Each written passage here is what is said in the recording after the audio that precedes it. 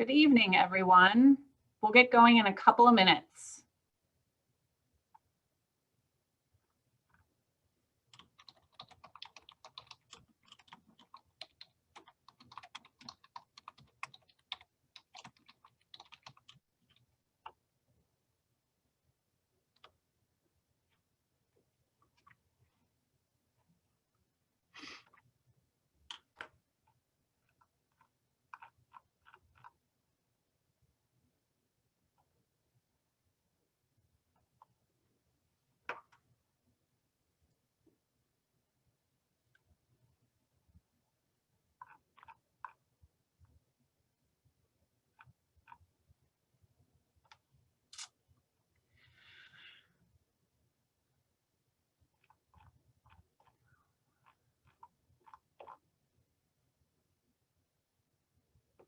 Okay.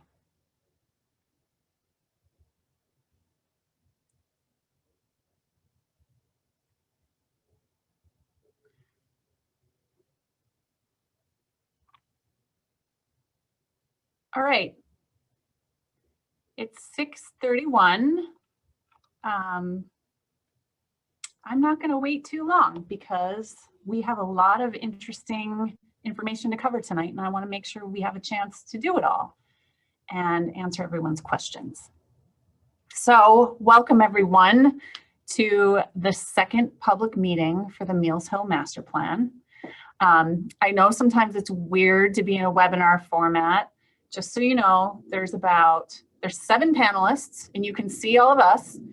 And right now there's about 32 people who are logged on.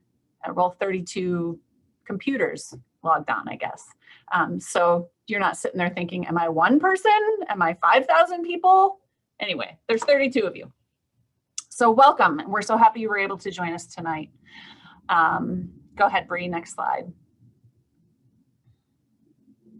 We'll get into introductions in a second, but this is basically what we're going to cover tonight. We're going to go through a little technical Zoom how-to. Most of you are probably pretty skilled at it by now. We're going to introduce the project team. We're going to go over the project schedule. We're going to do a 1-minute recap of public meeting number 1, just so that you have a little context about how we got to where we are today. We'll go into a little bit more detail about the project process, and we'll recap the survey results. And then we're going to spend the bulk of the evening tonight going through some draft concepts that we have for Meals Hill, for which we want your input. We'll have question and answers, and then we'll have a tutorial, a little website tutorial, which is how you're going to give your input. And then we'll talk about the next steps. So those are the things we're going to cover tonight. Go ahead, Bree. Okay, so first things first. There's 2 ways that you can communicate with us this evening. You have a question and answer function, and you also have a chat window. We'll be monitoring both of these things this evening. When we get to the sections of the evening where we have question and answers, it'll be helpful for us if you can actually use that tool, the Q&A tool. I'll facilitate it out to our panelists to be able to answer certain questions, and those questions will be documented as part of the public record. If you need to communicate with me or any of the panelists in any way, you can do that through the chat box real quickly. So why don't we just do that right now if you have access to your chat box. Go ahead and tell me where you're zooming in from tonight. Bring it. Where are you zooming in from tonight? Cool. Maybe you're out the road. Maybe you're in a boat. Cool. Welcome. It's good to see all of you tonight. Okay. All right. When we get to the Q&A function, if anybody needs help, you can put it in the chat box. But if for some reason you need access to the presentation, it's on the website. And Michelle is going to be typing the website in the chat box if you need access to that. So keep the website handy. All right. Okay, moving on. Go ahead, Bree. Thank you. Okay, I'm going to have each of the panelists introduce themselves. I'm going to start with myself. I'm Holly Spoth Torres. I have a small company called Huddle. We do both landscape architecture and public involvement.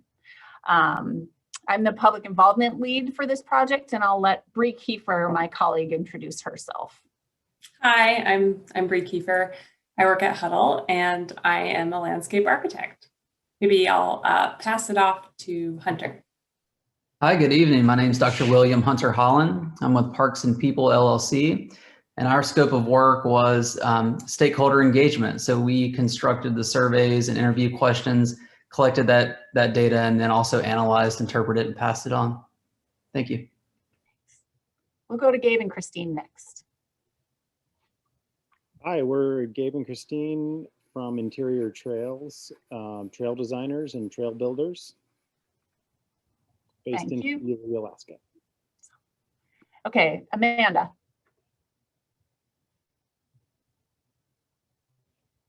Can't hear you, Amanda. Maybe you're on mute. Yes, thank you, Holly. Okay.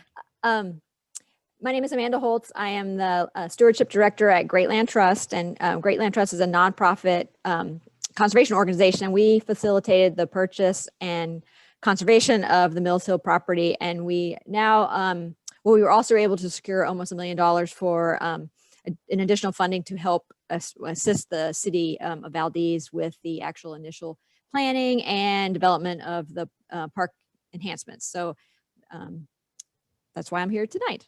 So thank you. All right. And then last but not least, I'll let Nick go ahead. Go ahead, Nick. Yeah, good evening, everyone. Nicholas Farland. I'm the Parks, Recreation, Cultural Services Director, and we're here at the City of Valdez. The we is the collective, we is the community of Valdez, and citizens, the owner of Mills Hill, and we're excited to present some of these designs. So really appreciate everyone joining us tonight. Thanks. Okay, go ahead, Bree.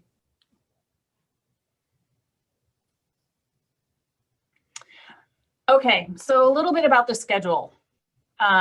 We have the project broken down into 5 different phases: listen and learn, envision, share, approve, and the fun part, permitting and construction.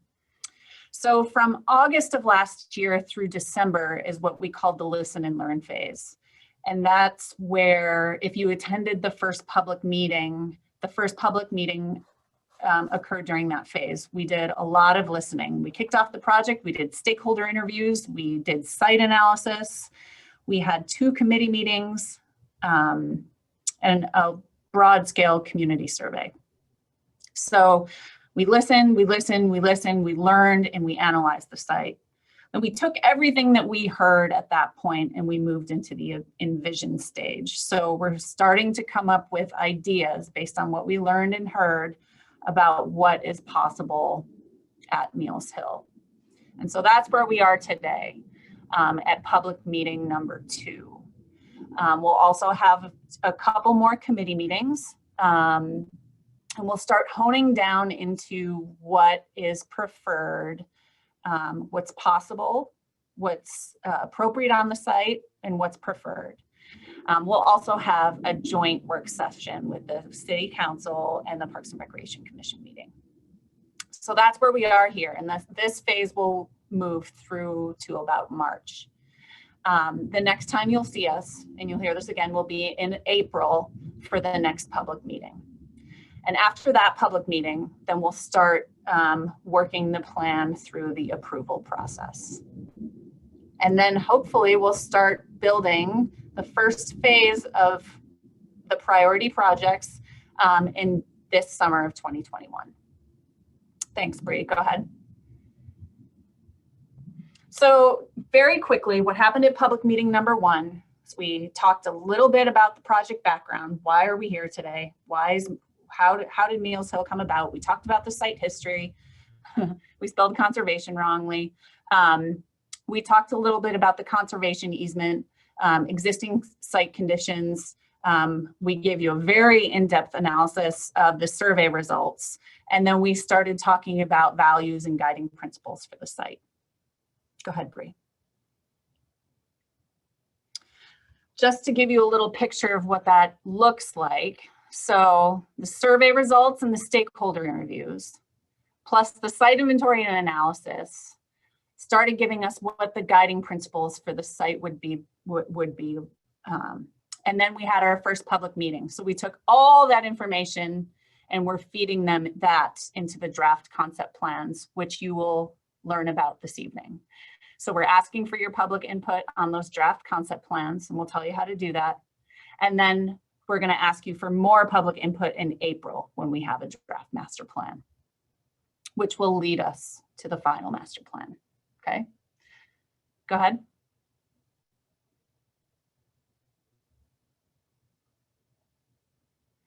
And so just to jog your memory, we want to give you a little snapshot of the survey results. So go ahead, Hunter.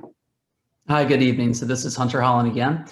In order to pursue the development of Mills Hill as a master plan, we wanted to make sure that we were addressing stakeholders' needs, their visions, concerns, among other areas. And we initiated a data collection process during fall of 2020. So this process used diverse and practical methods and was driven by 5 questions. They included: what, if any, is the significance of Mills Hill for stakeholders? What are the desired uses of Mills Hill? What are users' preferences in the development of Mills Hill? What does both short and long-term success look like in development? And then what degree of support exists regarding developing Mills Hill? So the data shown here on the slides, we'll have 2 slides we'll go over. The first is regarding community stakeholders input, and the second will be visitors input. Community stakeholders indicated a strong degree of support, with 73% supporting additional development of Mills Hill for non-motorized recreational opportunities, and shared an exciting vision for an accessible nature-based park, prioritizing community access and furthering the unique identity of Valdez. So select preferences for development would include opportunities for novel scenic views, environmentally conscious development, opportunities to freely explore the property and also feel as though you hold solitude while participating there, family-friendly recreation opportunities, and physically accessible options. Now, if we'll go to the next slide, please, Bree. For visitors, they desired a nature-based park connecting their experiences held on Mills Hill to the existing Valdez infrastructure. That would be via time-efficient recreation opportunities, easy access to trails, connectivity to the town, and clear and plentiful information on site. Ultimately, your investment in speaking with us and sharing a vision for Mills Hill was used to develop guiding principles and the concepts that we're going to share this evening. Thank you.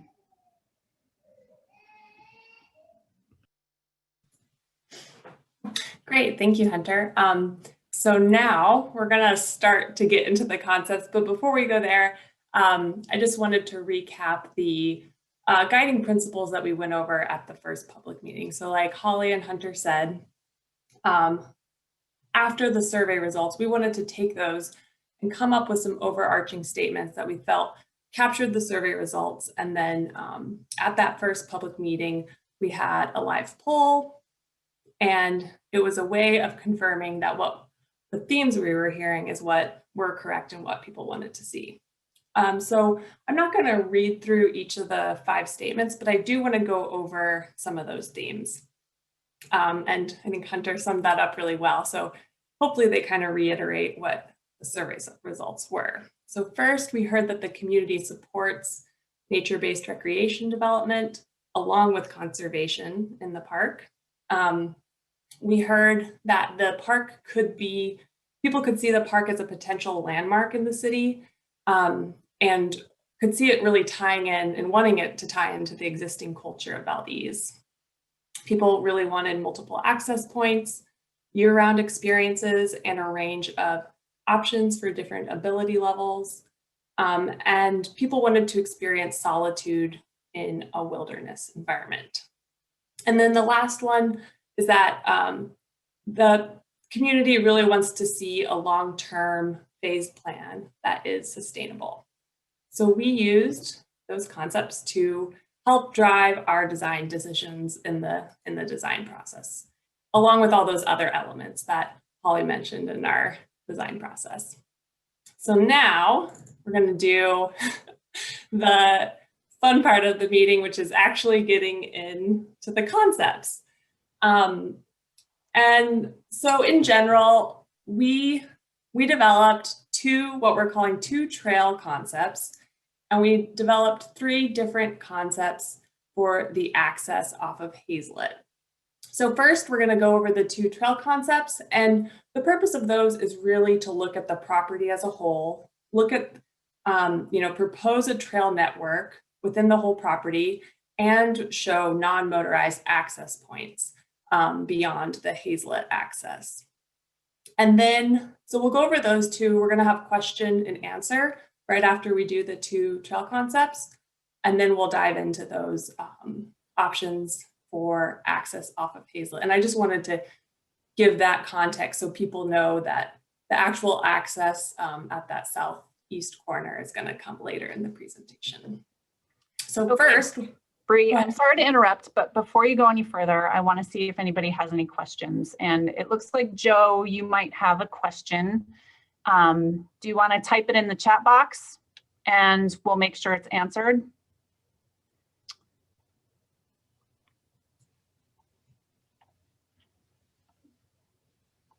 Okay.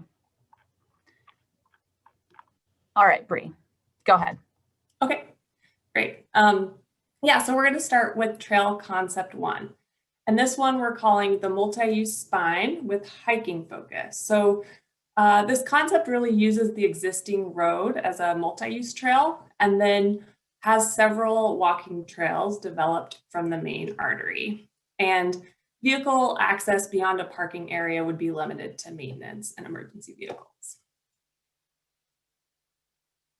All right, so before we get into the specifics of the design, which Christine and Gabe are going to go into the details of those, I'm going to spend some time orienting people to the graphic. So the parcel itself is highlighted with a red property line and the green aerial in the background. We have Hazlet Avenue on the east, the water along the south, Blueberry Hill Road to the west, and then Egan Drive to the north. So those of you who are familiar with the site, you know that there's a roughed-in graded road coming from Hazlet, and you can see it here in the aerial. It goes all the way to the high points, and in this concept, we're highlighting it as a multi-use trail. And you'll see this on this Trail 1 concept and on Trail 2 concept. We have a highlighted box in the corner, and that's meant for those blowups of the access that we'll go over later. So really the focus of this is on the property as a whole and the trail networks. I also just want to point out some things about the legend. We wanted to use a mix of icons that showed some general year-round elements, showed a variety of winter uses, variety of summer uses, and then all the trail and road types that we're proposing. So, so how you would go about looking at this graphic, like, so maybe when you're looking at it later online, we will go through and talk through each trail, but the idea is that you would, follow the call outs for a specific trail. So in this case, there's the main multi-use trail going up to the top. That call out is right here. And then we've highlighted what summer uses could happen on the trail and what winter uses could happen on the trail. So in this case, that multi-use trail could be used for walking and hiking, mountain biking, wildlife viewing in the summer, snowshoeing, cross-country skiing, and fat biking in the winter. Each trail also has a photo ID number with it. So in this case, P3 is over here on the right, and we have some example photos of what those trails would look like. And I know it's a lot to take in with all the small photos right here, but Christine and Gabe are going to talk through it, and we have blow-ups, so you'll get a better sense of those images. Some other things I want to point out is that in both this Trail 1 concept and in the next one, we've highlighted the areas that would remain essentially untouched with development in the green. So here, a lot of the north side we've preserved, and then over here in the southwest as well. We also have some icons, these little starbursts on the site, and those are meant to highlight viewing opportunities that the trails would be designed around. So a couple things I want to talk about this multi-use spine and hiking focus concept before we get into the details is, like I said, there's this main multi-use trail going through the middle of the site using that existing road. There are several different types of hiking trails looping off of that, which Christine and Gabe will go over. And then in order to provide additional access, besides what we'll show in those Hazlet access concepts, is that we are showing a trail connection to the north, connecting into what is the existing water tower road. So there would be shared non-motorized access to that water tower road, and then a trail connecting into the site. Due to the kind of significant steep grades through here, we would be looking to potentially get an easement on this adjacent parcel. But yeah, I just wanted to orient people to the general layout. And with that, I'm gonna go to the next slide and pass it off to Christine and Gabe to talk through some of the details of the trail. Thank you. Before Christine and Gabe chime in, I just want to say that we understand that there's a lot of information here. We hope that that quick little tutorial will give you the tools that you need in order to start reviewing all these concepts in detail. Okay, because you'll have over a week to be able to review all these things that you're seeing. Okay, remember, 2 trail concepts, 3 access concepts. Okay, starting with the 2 trails. Dive in. Okay, well, I feel like we kind of lucked out because we get to talk about some of the really fun stuff. We got to walk around quite a bit on the site, and with a few people in the community looking at some of these options. But the first place that we're starting here is near the Hazlet Avenue access point, looking at the green dotted line there, which is an old roadbed that we would use as a universal access trail experience. Low grades, less than 5%, 6 feet wide, kind of traversing through kind of an alder forest there with some interpretive opportunities, some adjacent wetlands, and then out to an overlook there on the eastern end, right below the red arrow. That provides a kind of a nice, almost 360 view, and would be kind of the first big peak experience on the site. A vista that's really beautiful, that gets you views out over the water and back across town and across to the other side of the bay there too. And there would be a short little not universal design trail back down to the road there. Yeah, that the cursor is highlighting for that would be steeper and only 2 feet wide. Those of you who are familiar with the site, you can picture this. This is right above that first steep pitch where you're walking up, where the road starts to gentle in grades a little bit, and then directly above the road, maybe 50-foot scramble up. There's a big flat area where it has a clear feeling of a promontory, and it's the closest to the entrance site that could be accessible with a quick little scramble up for those who can walk stairs, and then with an accessible longer option for those who needed a more universal type of experience. We wanted to give a immediate low down vista point for people who might not have a lot of time on the site, and this might be more where the visitors would interact with the parcel, with the more daily, regular local users having time and intimacy with the parcel to move further in. But this provides a really welcoming and kind of iconic viewpoint. All right.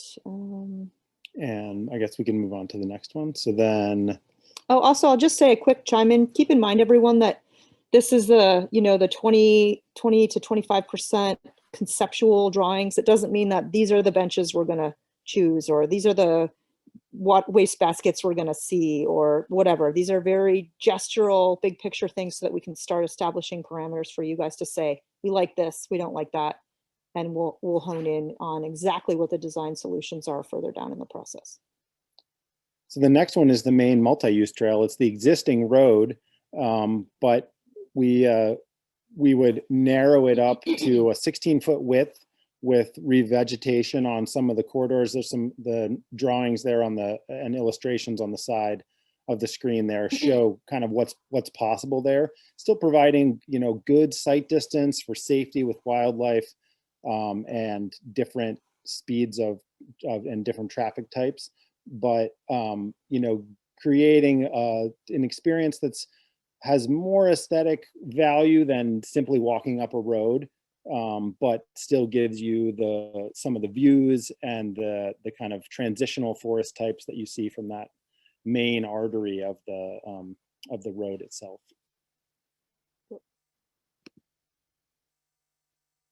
Next.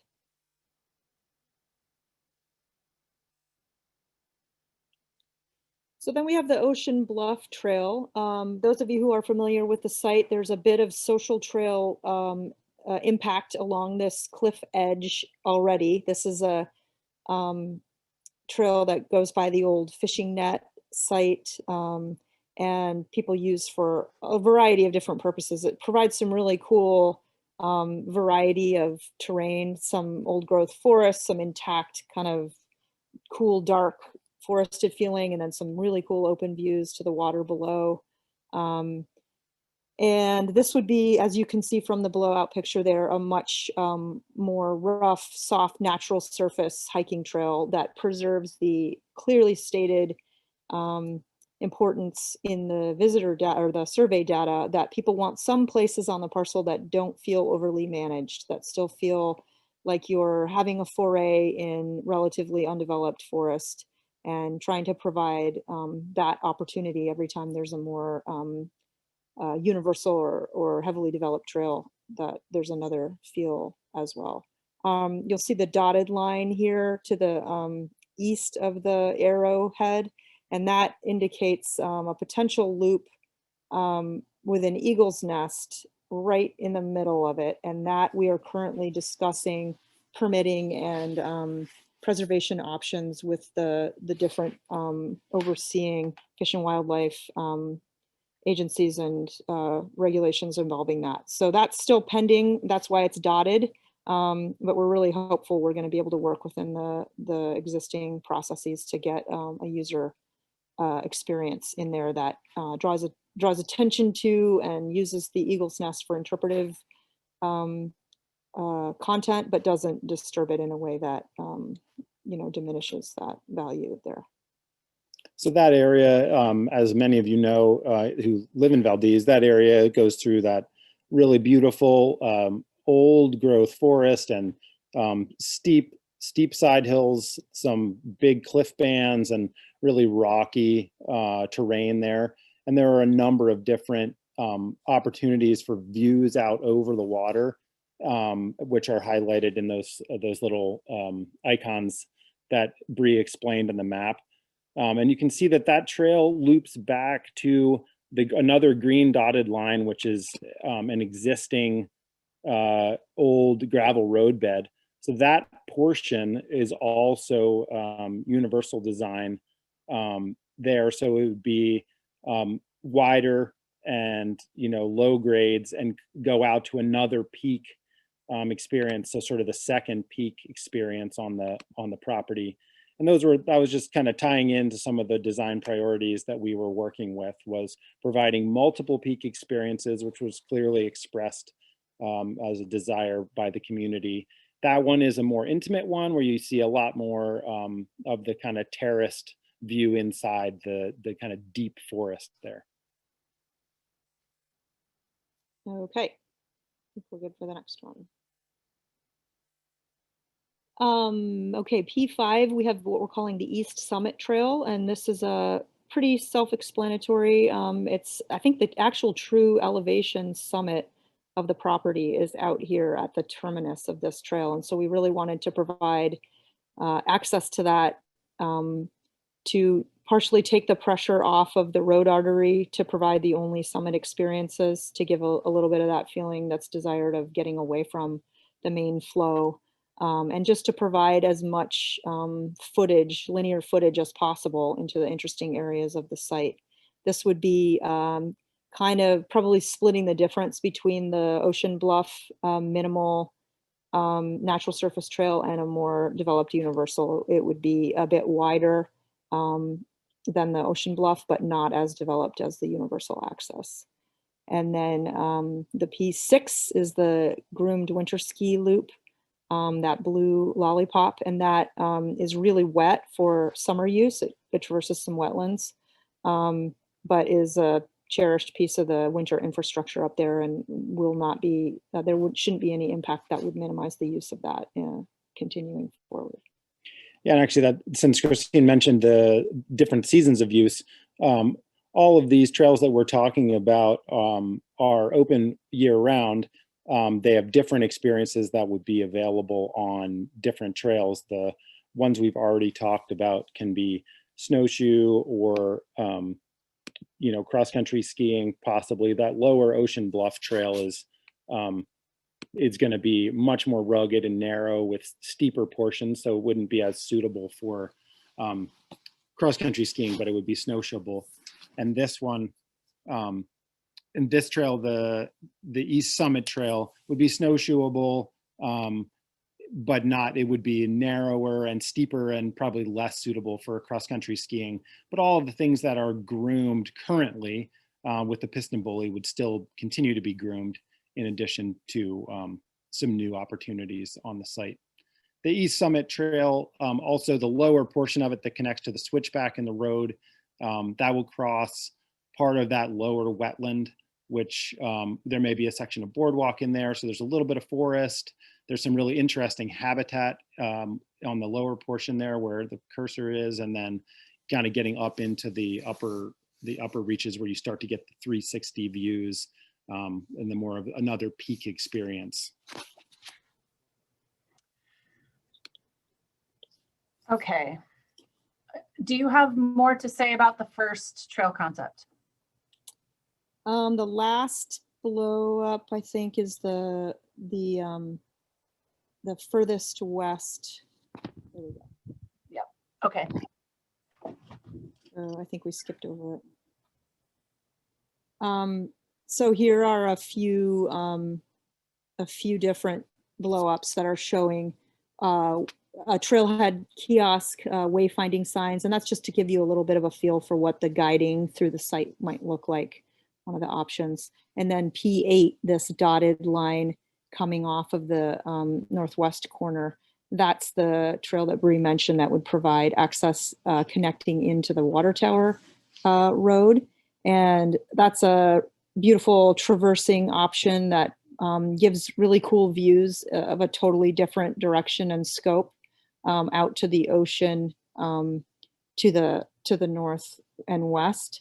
Looking out over a lot of undeveloped terrain. So it's a really cool, diverse feeling on the property. It provides another couple of high points coming off of the end of the road. Those are two commonly used already, vista points, and then providing access to those north neighborhoods, which was another thing we heard from the survey that was really desired, a way to get up into the site if you live over here or if you're coming from a school.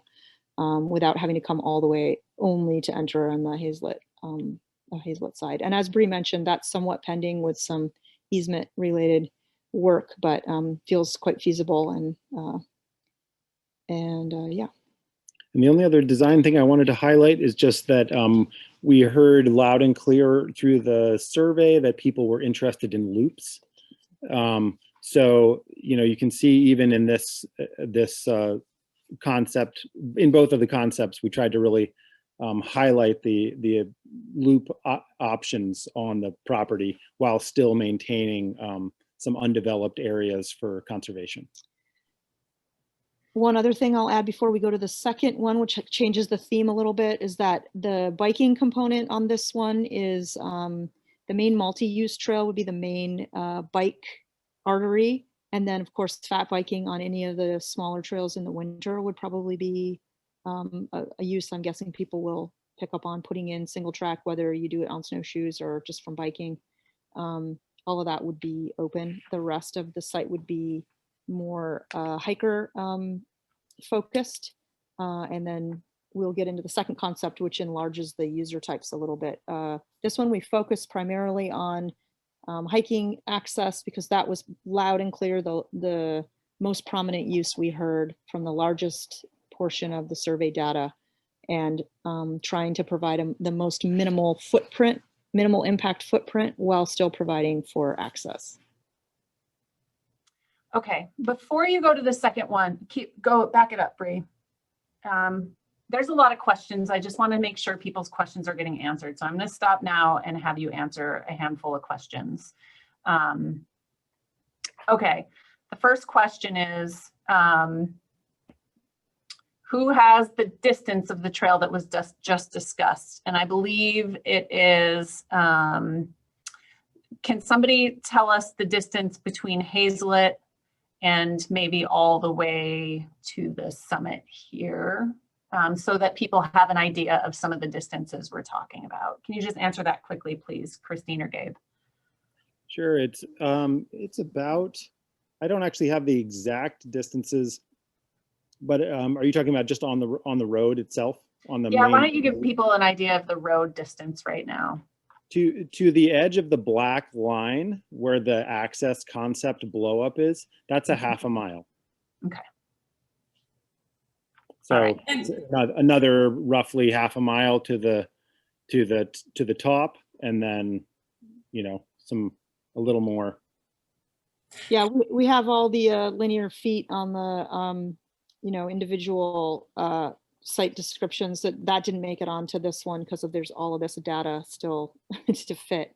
But and I'll just add that the scale at the bottom is for a quarter mile.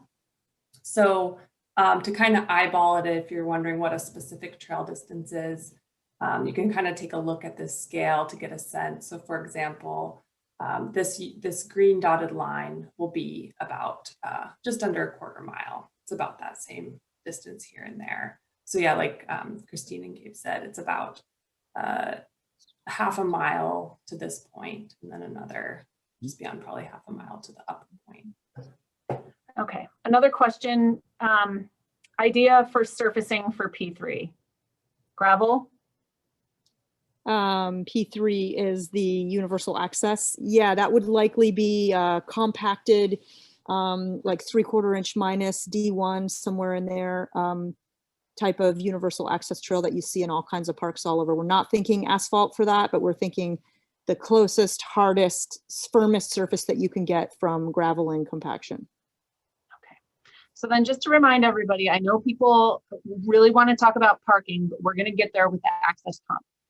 When we start talking about the 3 different access alternatives, we're just going to finish up talking about the differences between the 2 different trail concepts now.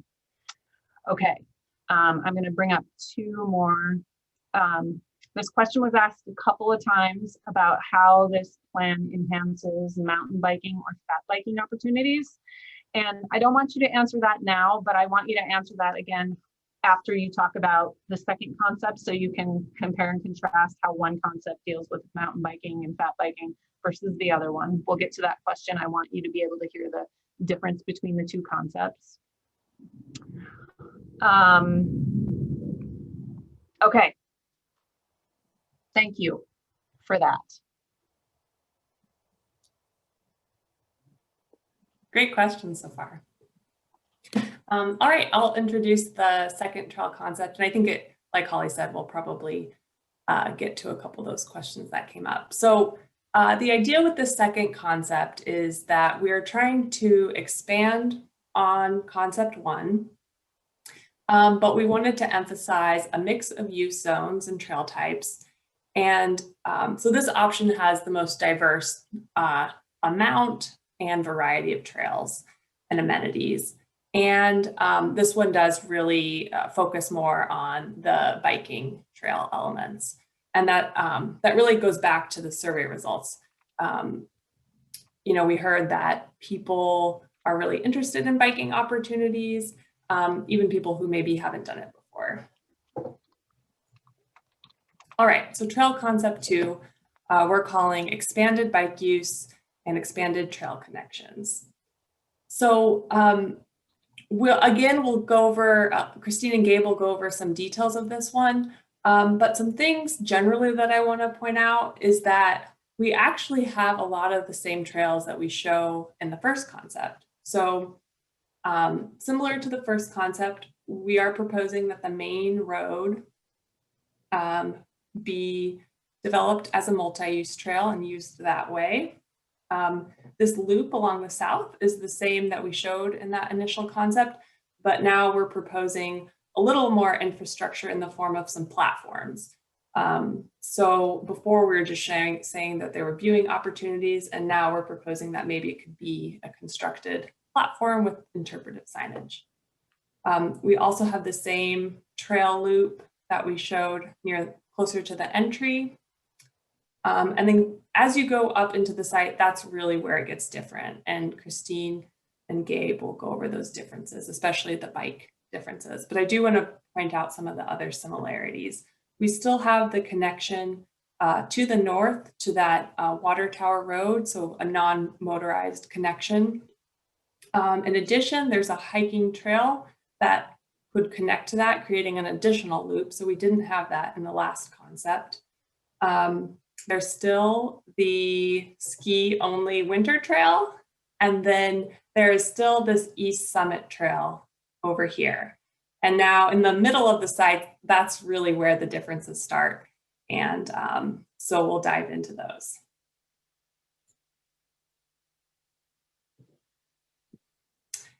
So with that, Christine and Gabe, if you guys want to talk more about those other elements. Yeah, so let's see, do we have a blow up for the next one? Or do you want, is there more to say on this big picture one, or do you want to move into the individual blowouts? It's already scrolled, so maybe there's just a delay for you. Oh, okay. Yeah, we're not on the same. We're still seeing the big. All right. Maybe Well, you I'll Talk just about P10 and P12, please. okay. Sorry, it's really small on ours. So P10 and 12. Yes. Okay, so P10, I'm showing that's the same. There we go.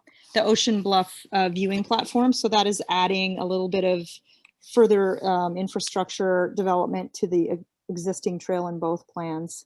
And that, again, the types of possibilities for that can vary a bit, but we're seeing a lot of interpretive potential on the site. I think I saw one of the question and answers referred to medicinal plants. We've heard from people resoundingly that there's a really big interest in foraging and traditional plant use on the site. And so we're being really careful to augment those areas without decimating them. And I think there will be a lot of chance for interpretive opportunities for this trail in particular, as well as the site as a whole. So the other major difference, I alluded a little bit at the end of the last one to what the biking options were, being the main up the artery in the middle, and then the fat biking potential for the single track style trails in the winter. So in this concept, we add more development in the form of purpose-built single track mountain bike trails. So there are a couple places where that happens. First of all, off that corner of the switchback there, you see the dotted line there. That part of the site is really cool, kind of terraced mounding with big trees, a lot of openness. That part of the site doesn't have a lot in the view shed department, so it's a really ideal place for a trail that's more focused on the ground and terrain use, like mountain biking. And that I think is about a half a mile. We'll have to, this isn't exactly laid out yet. This is just kind of an area that's good for it. And once we get to the more on the ground, you know, layout, we'll try to figure out how to spaghetti as many mileage feet in there as we can. But then when you add that other yellow line, dotted yellow trail that Bree's showing right now, that's another maybe just under 2 miles of mountain bike purpose-built trail. So single track width with the intention of having bikes be the major user there. The city will decide how to adjudicate the different user types, but with the design of it being for mountain bikes in particular, that will be the dominant use that's favored. The little artery, that the purple dotted line, will be multi-use. That will enable a connection between the 2 mountain bike loops so that you can ride that as a, you know, 2.5 or so mile experience, and then also will allow users on foot to get from that switchback to the east view shed high point off of the road, the East Summit Trail. Gabe, anything to add on the, oh yeah, the icon for the mountain bike skills park. Are we coming to that later in a different blowout, Bree? Yeah, Okay, that one yep. goes. Yeah, so those yeah, so we can talk about that now. So the in one of the wide places in the road that's a heavily impacted area, in this concept, we're kind of repurposing that area of impact to create a mountain bike skills park. A couple example photos on the right there of what that can look like, using natural materials, rocks and wooden features to have a kind of a progressive skill building opportunity for bikers. It's something that's actually really proven to be a lot of fun and a great way to progress your abilities so that you can ride more challenging trails in other places or possibly on this site itself. And I should have mentioned with that, the type of trail that we're looking at here is what's generally referred to like a flow trail, a blue to green to blue level flow trail. So we examined some other possibilities for more extreme bike terrain off the northern side and more extreme user, you know, advanced skill, but we came down to deciding that really the purpose for this park is more of an entry level playground for people to build skills that they can use in more extreme areas elsewhere, and to invite traffic that can be more, that can share space more easily. So these trails will be a great place for people to begin to progress from a road corridor to more of a single track experience in a way that's safe and modulated. And then that skills park provides a little bit of a skill building entry for people who are even not quite ready to try the trail, but want to just get the feel of a bike or the more technical features. And that progression is in line with what we heard from the survey data, that people wanted a chance to, a lot of people who are not currently mountain bikers wanted a chance to invite that skill set into the site in ways that felt safe and manageable and accessible for a wide level of users. So those flow trails are, you know, kind of just a classic flow type of experience on a mountain bike, where there's, you know, minimal pedaling, a lot of kinesthetic diversity, a lot of up and down, side to side, some banked turns, but nothing so extreme or challenging that it wouldn't be accessible to a lot of the community. And I know we want to stay on track here, so we'll quick finish this up. The other difference in this plan is the trail getting back to the northern entrance by the water tower, Bree's cursor there. That's providing a different access to that same switchback point so that operates like a loop, and so that we can disperse traffic a little more. It's a really cool spine, actually, that would be a pretty narrow foot trail, kind of more similar to what the Ocean Bluff experience would look like. Really cool for trail running. A lot of, again, interpretive potential along there as well. It's kind of a little hidden spot on that site. And I think that brings us right to the end of the differences between the two. Great. Question and answers on the trails in particular.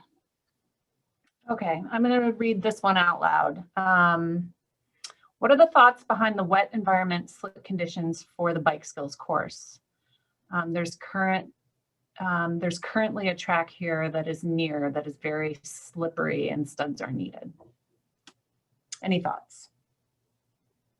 I think our idea with the skills course is that it would be less made from dirt and more either imported gravel or rock or other materials that tend to be less slippery than dirt courses like that. A lot of the what we've been seeing really all over the country is that a lot of pump tracks and skills courses, if they're only constructed of dirt, they need a lot of maintenance. So just to keep up with degradation with weather and stuff. And so the idea with this is it's not something that the Parks and Rec is going to have to be out there with rakes and tampers to be maintaining all the time.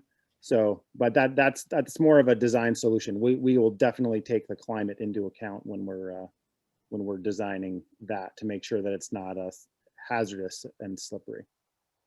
Bree, can you move back to the map just for the question and answers, please? Okay, we have two questions one's about trees, one's about foliage. I'm not sure that we're totally going to understand what this one is, but what is the plan for the foliage wet areas in between the development, I'm thinking. But this is also kind of on the same, this is kind of similar. Will any of the old growth spruce be cut down for the trail building effort? And I think if you can just address how your goals are to maintain vegetation and trees wherever possible. And then just one more thing before you dive in. We're going to get to the Port Valdez question in a second. I have not missed your question. We're going to get to it. And we might wait for the access concepts to deal with it. But just so you know, I haven't missed your question. But okay, so, trees and foliage. Thank you. Preserving that old growth is a huge priority for the trail development. That's one of the reasons why the Ocean Bluff concept is a very narrow trail, so that we can get away with having grades be reacting around trees and not having to have the room for a corridor that's a lot wider with more controlled grades. That's pretty much what's driving that use type in there. Whether we haven't done layout enough to say, no tree, not a single tree will be cut, but large old growth trees act as a positive control point. So a thing that the trail is built around and that we make other adjustments in order to preserve to the absolute greatest extent possible. So yes, that's the case. As far as the question about wetlands, Gabe, do you understand that one? You want to take that one? It wasn't totally clear to me what the question was getting at, but there are a number of places where the trails that are shown on here do cross sections of wetland, and any place that happens, we would use structures to get across with a low footprint. Yeah, the cursor is showing you just right along there. You're on a little forested rocky spine, and then you get out kind of near that red arrow, and there's a wetland there with a creek that drains down across the road, which most of you are familiar with. So that we would use plank walk or boardwalk structures, and again, keeping in mind the slippery climate. So using the materials that aren't going to be hazardously slippery, but we would use structures to cross the wetlands to have a low footprint and not have an adverse impact in the wetlands. All the trails are built with the concept of sustainability in mind, which is a big technical thing in the trails world that has a lot of components. But one of those is durable tread surfaces. So in any type of trail, and this is design solutions that come after kind of alignment solutions, we will be providing a trail that does not do damage with its use. It will be able to sustain itself under traffic over time. Okay. Another question, is the project going to be rolled out in phases? I'm going to answer that. The answer is yes, absolutely. Funding is something that the Parks Department always has to think about. So the projects will be prioritized based on funding available. Also, it's just hard to build everything at once. That's also not feasible. So yes, it's going to be rolled out in phases. Okay, so then this next question is, when you say biking trails, is that single track style or a wide walking trail? And I guess just quickly, Christine or Gabe, if you could talk about the design parameters of the bicycle trails that are envisioned. That question may have come in before I talked about that also. If you could just reiterate what okay. you're envisioning for the design parameter for the biking trails, I think that would be helpful. Sure. So there are really two types of trails that bikes could utilize on this site. One is multi-use, and those are going to be wider. That's like the main multi-use spine and the access to the north side neighborhoods that's in purple. But the trails that are in the dotted orange line that are purpose-built mountain bike trails, those are going to be narrower and more focused on a really those are single track. They're 2 feet wide and much more of a kind of classic mountain bike single track. The other ones are wider, they're multi-use, so they're shared use. You may have someone walking and someone biking on the same trail. So that's the difference, kind of the way you see them in the icons. Okay. All right. Is there any way to get a groomed Skeeble trail from Egan Drive side? Yes, the not with a piston bully. The slopes are just way too steep to get a 16-foot wide trail that we would need. We tried to find a way to do that because we know that's everybody wants that. But utilizing the water tower road and then the multi-use purple dotted line there, that would be groomable with a snow machine and a drag. Well, the intention is to make that 4 to 6 feet wide. And so it would be groomable, but just not with the piston bully. And we talked about that quite a bit in conjunction with Marcy and the Parks Maintenance Department, who does the grooming, to try to find that sweet spot, something small enough to fit on the parcel and be manageable that doesn't change the experience for the summer use. When you have a huge swath or something that is currently feels pretty undeveloped, it's hard to justify, but still allows that groomable connection to happen for connecting the two different endpoints. Okay. All right. Let's move on. Hold on. One more question, and then we'll get to the access concepts. What impact to habitat or animals do the increases in bike trails have? That's a good question. Any trail development is development. That's the downside. It always has somewhat of an impact. But that's one reason why we tried to leave very large areas of green on any surface, on any of the concept maps, to allow a lot of places for animals to get out of the way of the main traffic. You can see above and below the one to the west, there's a lot of room there. And then also on the parcel to the west boundary, there's a lot of open space in there. We met with the bear working group, and they gave us a lot of insight about where bears and other animals tend to use the site the most. That's one of the reasons we located the longer length trail to the east there. That is a much more developed piece of the site, being above some current kind of built environment stuff anyway, as well as being out more open to the city, to the noise. It's a less protected feeling. And so the thought was that would be a better place to foreground more dense alignments.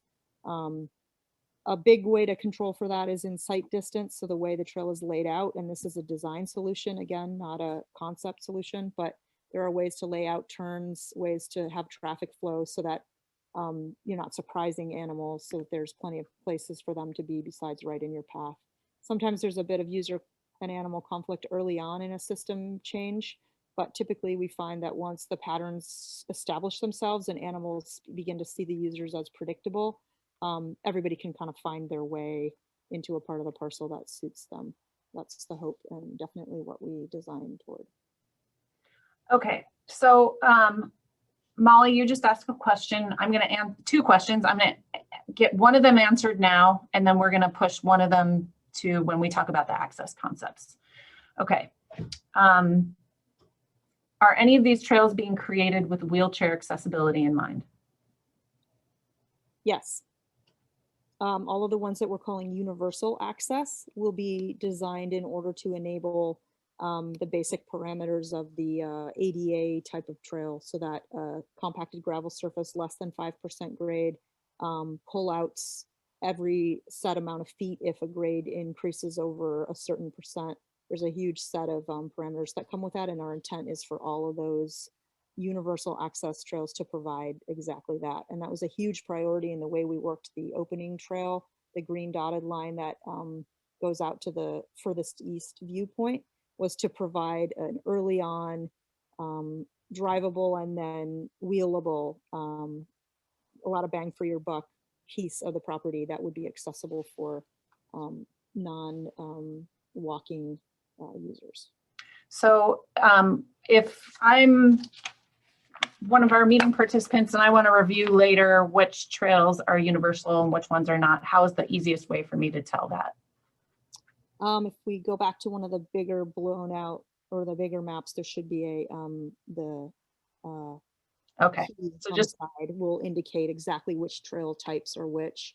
And then I believe in the icons as well, there's a universal access icon.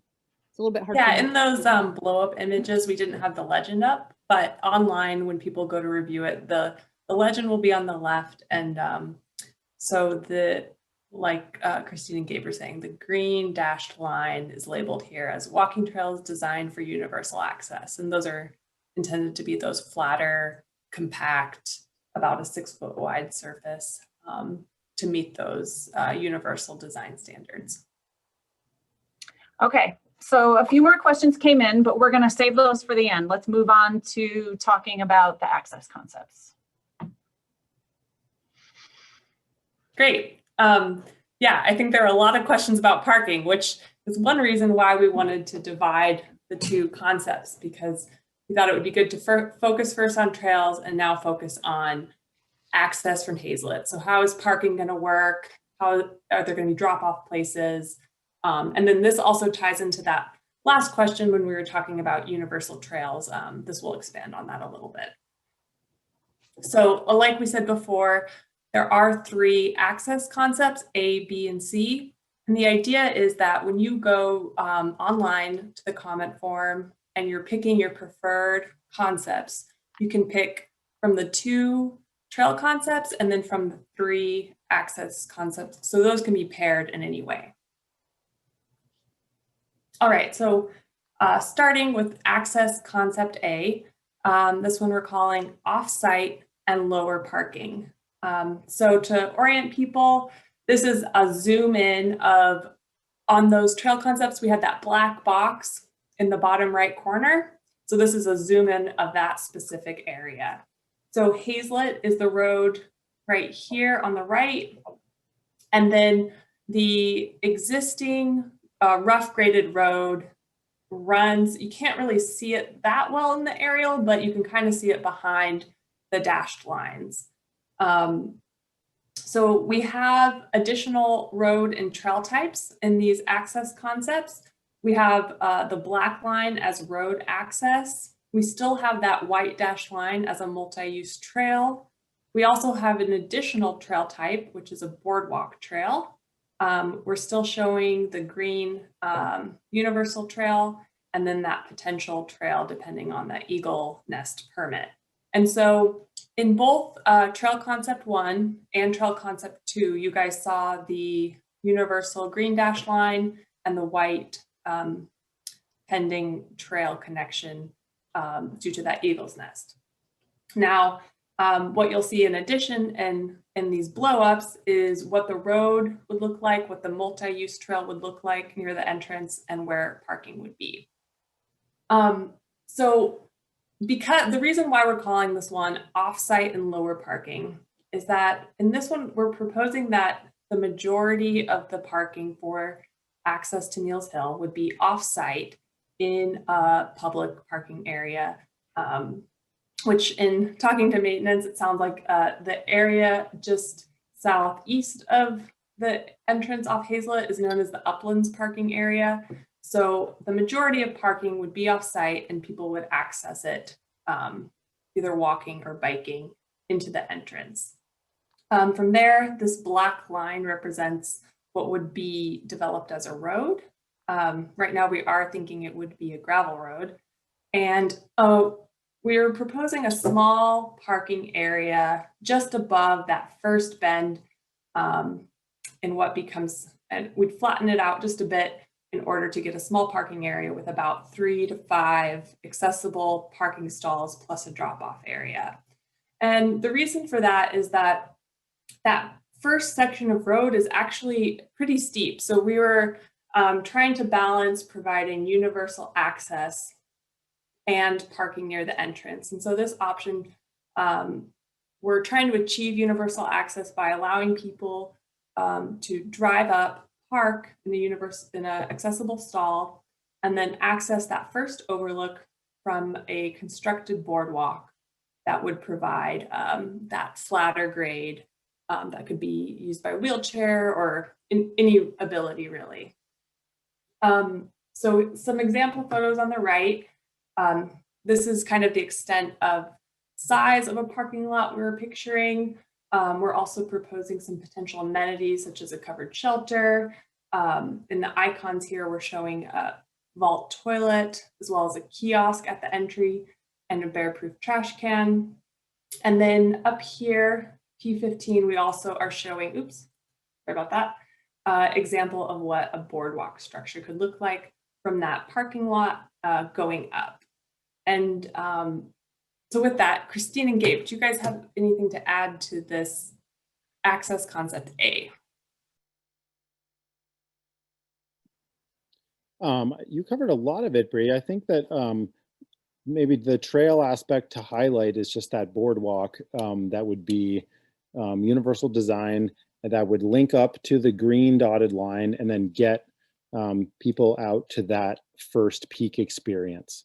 And that's kind of one of the really unique parts of this concept, because you'd have universal access from that parking area in a way that wouldn't be available if that boardwalk were not there, because the road itself, even as a multi-use trail spine, the road is too steep to provide that access. So that boardwalk would be a really interesting and cool experience through those bedrock fins, and I think provide some cool views as well, in addition to getting up to that first peak experience, and provide a very trail-based type of experience for people right off the bat as soon as they enter the site.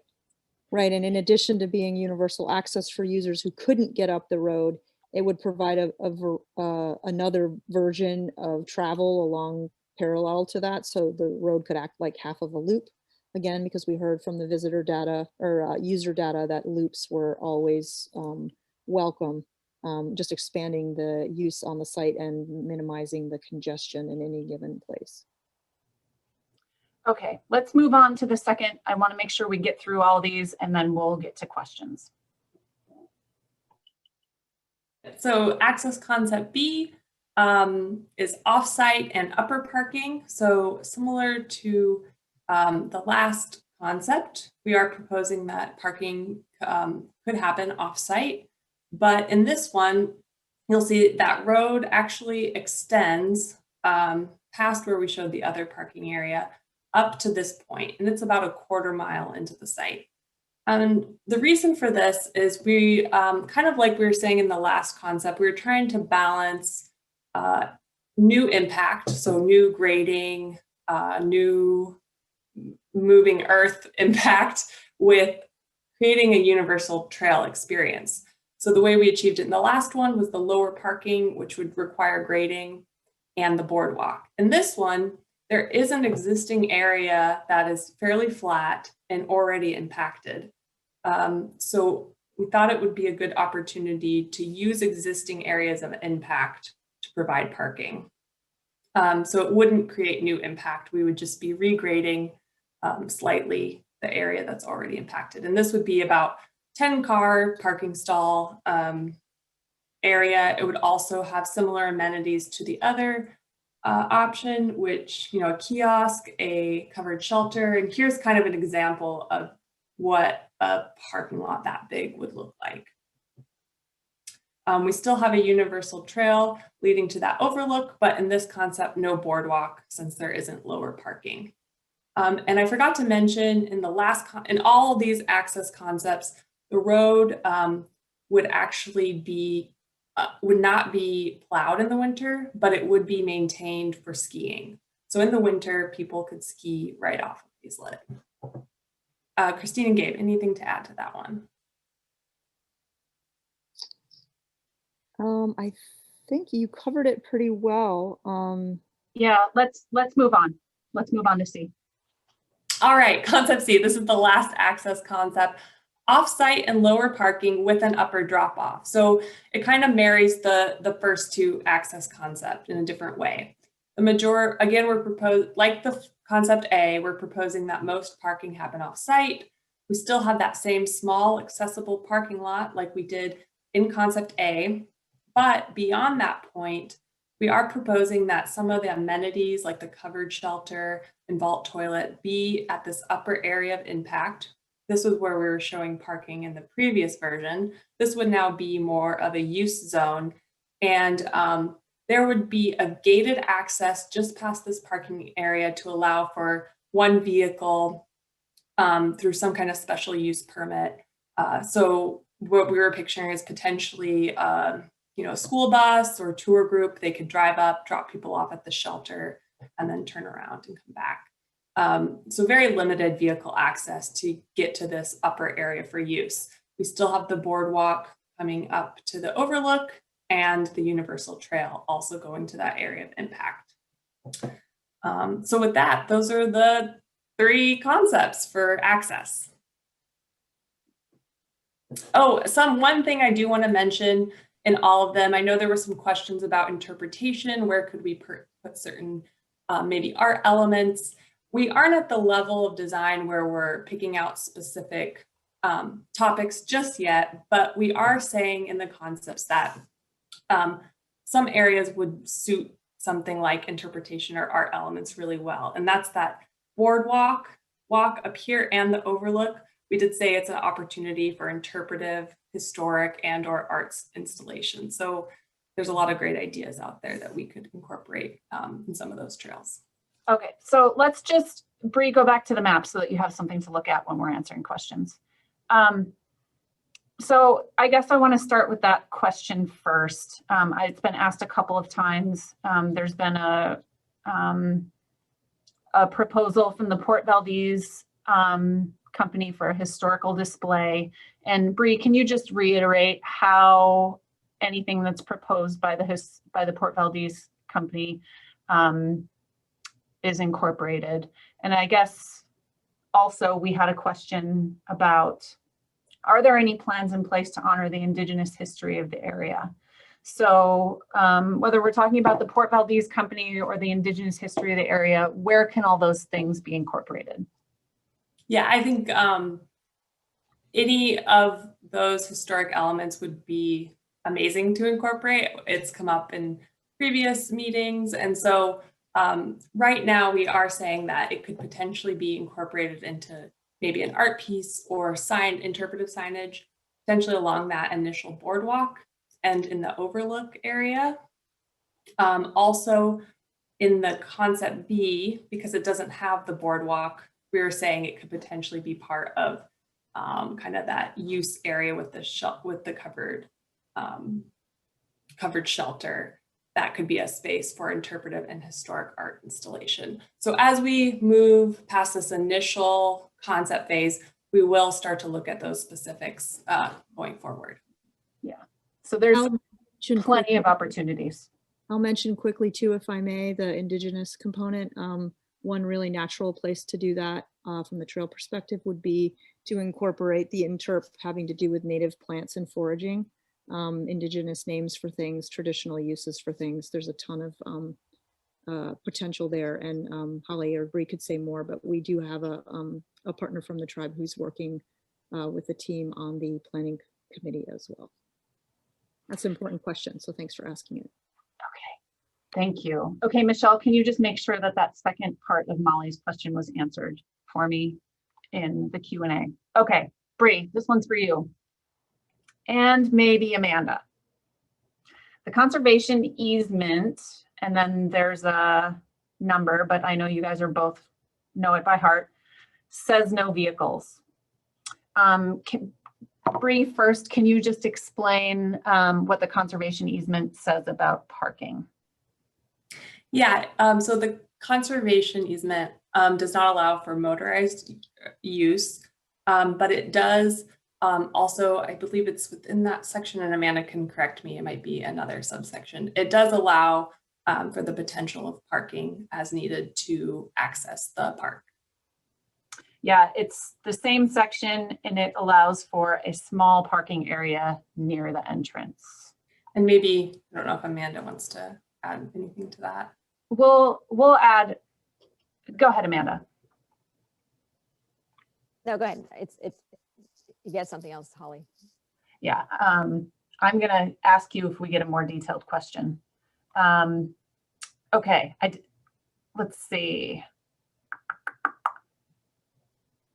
Is the access road to the parking in access choice B a one-lane road? Go This ahead, would Bree. be, oh yeah, this one, that's a good question. It would be a 2-lane road.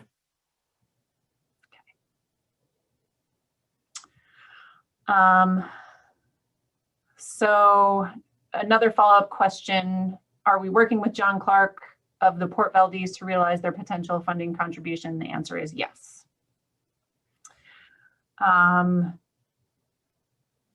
Okay, we're gonna get to these in a second. Okay, Nick, this one's for you. You ready? Raising funds was mentioned. Is this being funded by the city? Will taxes be going up? Yeah, it's a great question. With all projects, well, I'll start by saying there is still there are funds available through, there still came up with the access of the property, the acquiring of the property. And so there's some funds available there for initial enhancements. And then this would be brought forward to city council in the form of a project. So those are all decided at the council level, and they'll be weighed with all other projects that the city has. So at that point, once this master plan is adopted, then those projects are brought forward again and weighed with all the other projects within the city. Okay. Okay, Bree, here's a question. What did you have in mind for parking areas on the north side access by the Water Tower Road? So the idea being that people will know that the access point is there, and what happens with vehicles at that point? We are not proposing any parking on the north side. We're proposing that as just a non-motorized access point. We're thinking that people from the neighborhood would probably want a pedestrian point of access. And so parking would be encouraged at that large existing parking lot on the east side. And that access point is, from a local and a neighborhood standpoint, it's an important place providing connectivity to Mineral Creek as well. And something else just to add to that is that the park parcel, the grading and terrain on that side doesn't really have space for a flat area without kind of a large amount of impact. So we thought it made sense to keep parking concentrated in areas that have already been impacted on that east side. So why is parking and a covered area needed at all then, Bree? This is another question. Yeah, and I'm going to jump to access concept A real quick because I think that'll help answer it. So something we heard in the survey is that people do want to see an accessible option on the site. we tried to look at ways we could create an accessible option right from Hazlet, and we were finding that the existing grades and the amount of space we have would require just such an impact of work or impact quite a bit of blasting and removal of that existing rock mound that we found that the best way to achieve accessible trail use would be to allow a small accessible parking area past that steepest part. So why, I guess, getting back to the question, why do we need parking at all? In this concept, the purpose of parking is to help achieve a universal accessible experience. I think the really short answer, why do we need parking at all, is because of a very short section of 18% grade. To put it really simply, there just is not a way to get a universal access with the site without what Bria already said. Okay, this one also, we'll get this one to Bree first and then maybe Amanda. The conservation easement dictates a parking lot is permitted at the property entrance, not near the entrance. How is concept B acceptable within the limits of the conservation easement? I'll jump to that one. Yeah, although it's not specifically, it is defined as near the entrance. As part of this review process, we will be working with the other partners on the conservation easement. So if there are any specific things about the easement we need to address moving forward, we'll definitely work with BLM and Great Land Trust. I would say that the reason for this upper parking, again, is that we're just trying to use existing areas of impact. So while it is further into the site, it actually would be much less impact than the first, or less impact than the first one, in that we don't have to remove existing rock. We're going to use an area that's already been disturbed. So we thought that by using an area that's already been disturbed, that achieved some of the goals of the easement without creating new impact. Maybe Amanda wants to add that. Yeah, Amanda, why don't you talk about just a little bit, because I think it's important, consistency with the conservation easement and how you think that will be reviewed.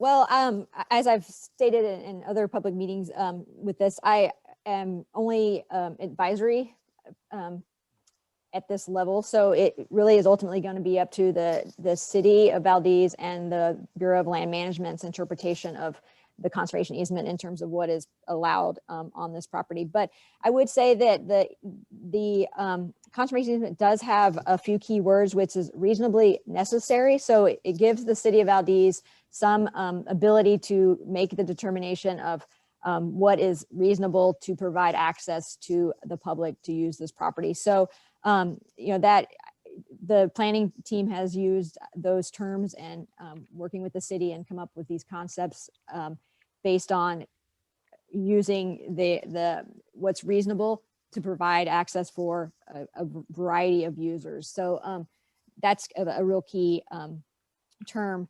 An interpretation of the entrance, that's going to be something that some would say the entrance is right off of Hazlet. Some might say it's further in. So I'm not going to make a determination on that. I'll leave that up to how this process goes out through the public comment period, but also with the working with BLM to decide what they consider entrance. So yeah. But I think I just want to reiterate to everyone that the design team really was thinking about both impacts to the site as well as where that parking lot is. So they're really trying to be as low impact as possible. Okay, that one we're going to get to.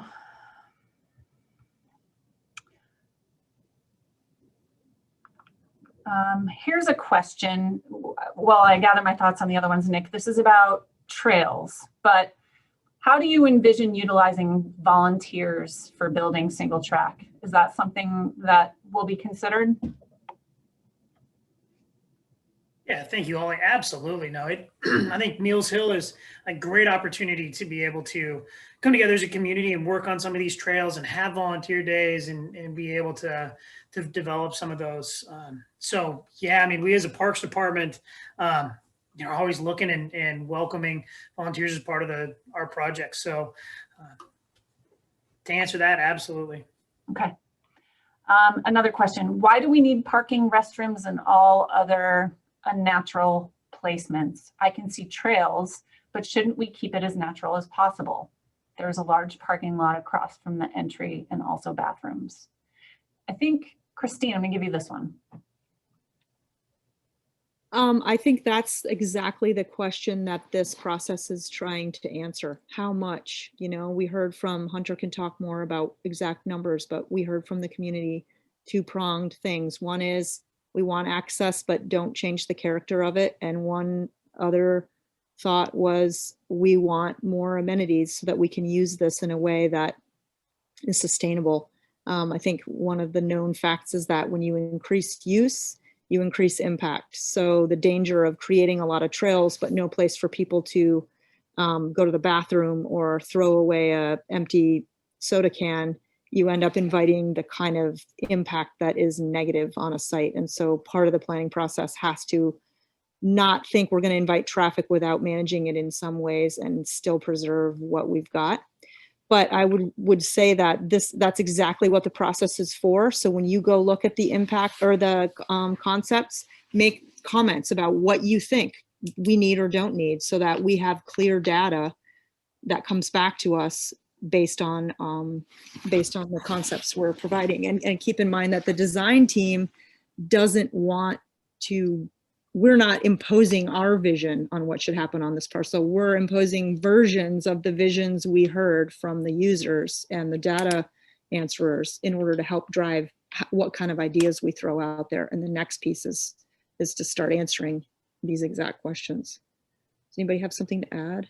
I'll add to that. I thought that was a great response. And just when people go online to the comment form, there will be the option of, you can select one of the options if you like it as is, but you can also select an option and add comments. So in that case, if you believe there shouldn't be a vault toilet or any of the amenities, you can select the option you prefer and then describe what you like or don't like. So yeah, we want to listen to what people like and don't like in any of these concepts, and nothing is set at this point.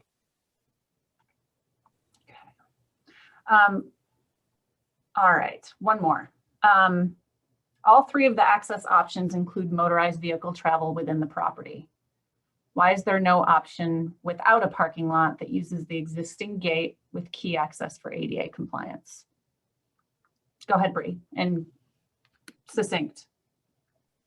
Yeah, I think maybe reiterating what Christine said earlier, we were trying to provide parking area for someone who wanted to get to an accessible trail. And in that first concept, the parking area is going to be very small. It will be 3 to 5 only accessible stalls. So you could control it with the gate, but we thought it would make sense that since it's such a small parking area, there'd be some self-control, and that people knowing that would park across the street unless they needed to get to that parking lot.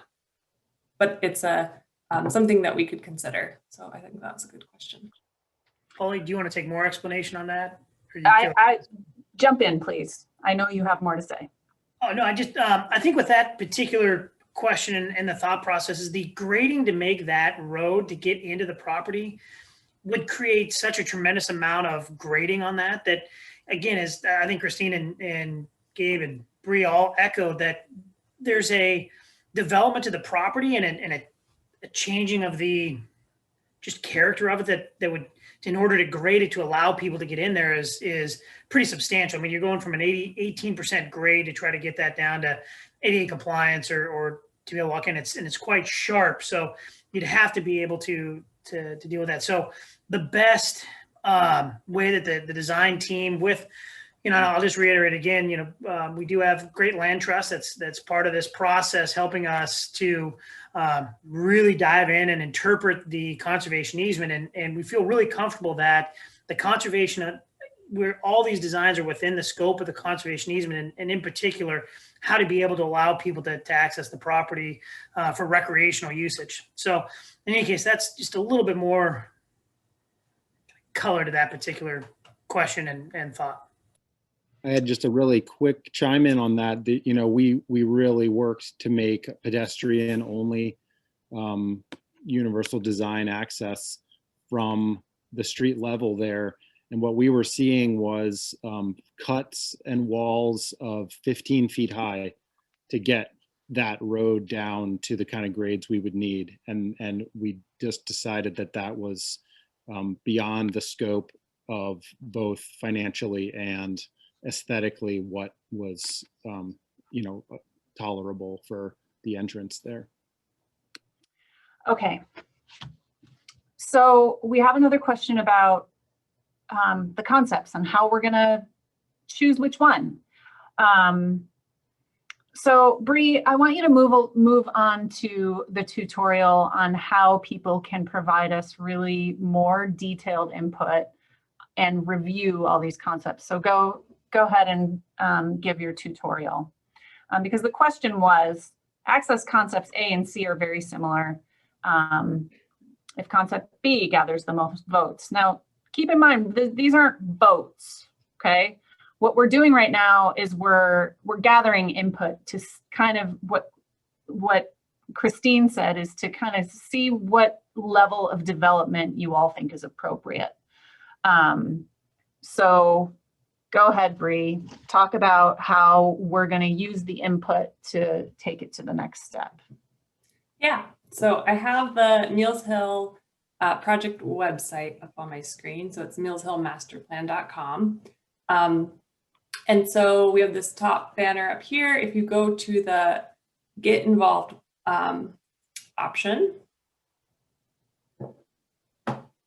and scroll down to design concept plans. So use this interactive website to review the design concepts and submit feedback to the design team by February 19th.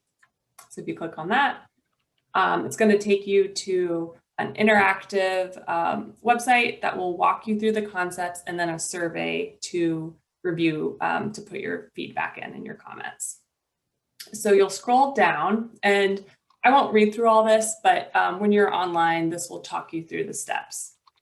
It will bring you to this screen, which has an arrow here on the right, and this will scroll through the trail concepts and the access concepts that we presented tonight. And I'm just going to scroll through those quickly. We also have blow-ups of those images too that we shared. So we have, similar to what we showed earlier, we have images on the right, and then the next page is a blow-up of those images and descriptions. Access concepts, A, B, C, and then the images. And then if you scroll down, you'll be brought to a survey. And here is where it looks like I've already started working through it, but go to the first one. So all the fields are optional, but you can put your name, email, phone number if you'd like, whether you'd like to receive e-newsletters. And then here is where you can pick which one, if you prefer one, or if you, let's say there's Trail Concept 1, but you want to have changes, you can type in the description of things you'd like to see changed. And then it brings you to the same question, but for the concept. So either A, B, and C, or concepts with these changes. And then you can also just provide general comments at the end. And I'll go back to the project website. So again, that's Get Involved, and then the link to look at the design concepts. Anybody have anything else to add to that? No, that's good. Okay. All right, we're at 8:03. We have a couple of comments that weren't questions that we're going to include as part of the project record. Concerns about parking near the water tower, concerns about sanitation if we don't provide it for people. The design team, we've got those comments, and the design team is definitely thinking about those things. Let's see, Jonathan, you had a couple other questions, and I'm going to bring those up at the committee meeting on Thursday, because those are real detailed questions that I want to be able to talk through. Let's see, there's one more. The parking lot access, and I just want to make sure everybody's comments are and questions are taken care of here. This one might be for you, Gabe. The parking lot access roads displace pedestrian or non-motorized traffic. Will the access road to the parking lot accommodate the conflict between these groups? Could we consider a separate non-motorized access from Hazelet Street? We did consider a separate non-motorized access, and with the property boundaries and the private easement there isn't a way to fit it in with universal design. So yes, we will definitely take into account the potential for conflict between the user groups, pedestrians and motorized vehicles, and will design that access road to minimize any conflict. One of those design level options being separated traffic, almost like a mini boulevard style, so that there's a travel way for pedestrian and non-motorized users and a separate travel way for vehicles. Okay. So then one more comment for the east side. Would it be possible to provide guests with a location to ride and then park bikes? And the answer to that is, yeah, we're thinking about that option as well. That's a great idea.